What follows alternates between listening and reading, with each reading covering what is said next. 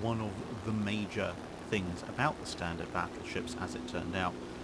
mainly thanks to various congressional and Secretary of the Navy pressures, was that they, apart from the Colorado class, all had the 14-inch gun. Now, while some had 14-inch 45 caliber and some had 14-inch 50 caliber, they did all use the same ammunition. The only exception to that was in the World War II era, when the New York class, New York and Texas, were issued with a new modern shell, the same way that all the other classes were issued, but they were issued with a slightly different, shorter shell, presumably for similar issues to the Colorados not being able to use the Mark 8, but I haven't looked into the fine detail of the New York class's ammunition supplies, so I couldn't give a definitive answer on that ground. When it comes to the Deutschland and Scharnhorst classes, they had separate shells.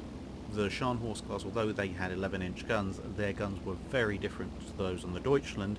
and as a result they had a heavier, longer shell with a heavier charge, which had completely different armour penetration profiles, range, etc. So, yeah, again, if you were going to take the Scharnhorst shells and try and put them in a Deutschland class,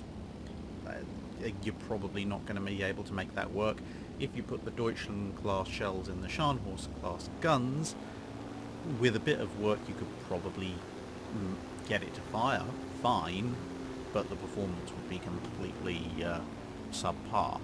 compared to what you could do with the actual Scharnhorst's designed shells. And this is fundamentally the thing of, just because it's the same caliber, you might be able to use the shell, but it's more a factor of length for the shell hoists,